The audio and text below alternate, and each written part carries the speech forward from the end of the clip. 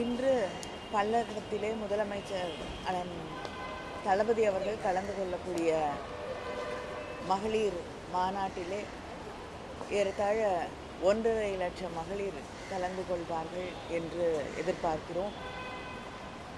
வரக்கூடிய மகளிர் பாதுகாப்பாக வந்து செல்வதற்காக அவர்கள்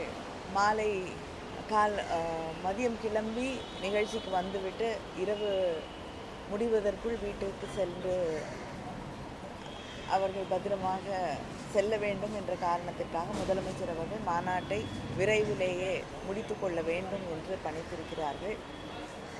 1.5 லட்சம் மகளிர் வரக்கூடிய அந்த இடத்திலே அவர்கள் பாதுகாப்பாக வந்து செல்வதற்காக அந்த பஸ்கள் நிறுத்தக்கூடிய இடங்கள் இதையெல்லாம் வரையறுத்து எந்த பகுதியிலே எந்த பகுதியிலிருந்து எந்த ஊரிலிருந்து வரக்கூடிய மகளிர்கள் வர வேண்டும் என்பதிலிருந்து மிக தெளிவாக அவர்களுக்கு அறிவுறுத்தப்பட்டிருக்கிறது. அது மட்டும் இல்லாமல் வரக்கூடிய மகளிருக்காக மருத்துவ வசதிகள், மருத்துவ சேவைகள் எல்லாம் செய்யப்பட்டிருக்கிறது. உணவு ஏற்பாடு செய்யப்பட்டிருக்கிறது. போதிய தண்ணீர் ஏற்பாடு செய்யப்பட்டிருக்கிறது. எல்லா வசதிகளும் அவர்களுக்கு வந்து செல்லக்கூடிய வகையிலே அவர்கள் பாதுகாப்பாக வந்து பத்திரமாக வீடு போய் செல்லக்கூடிய வகையிலே எல்லா ஏற்பாடுகளும் செய்யப்பட்டிருக்கிறது.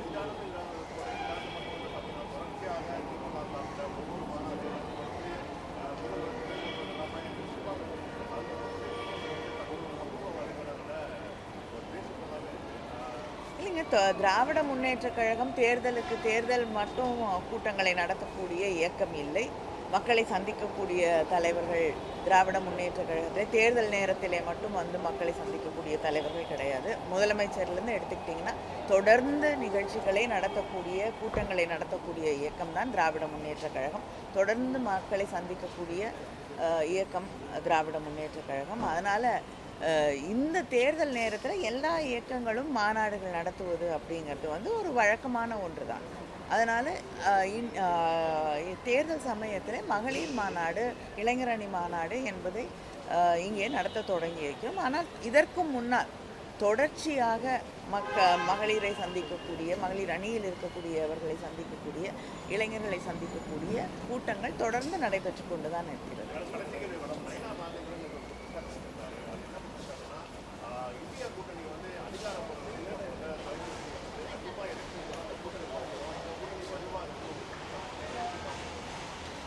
அவருடைய ஆருடங்களுக்கெல்லாம் இல்லைன்னா ஆசைகளுக்கெல்லாம் நான் பதில் சொல்ல முடியாது. அவர் கனவு காணட்டும், தப்பில்லை, கனவு கண்டு கொண்டே இருக்கட்டும். நிச்சயமாக பிஜேபிக்கு தமிழ்நாட்டில் இடம் இல்லைங்கிறத மாத்திரம் அவர் புரிந்து கொள்ள வேண்டும்.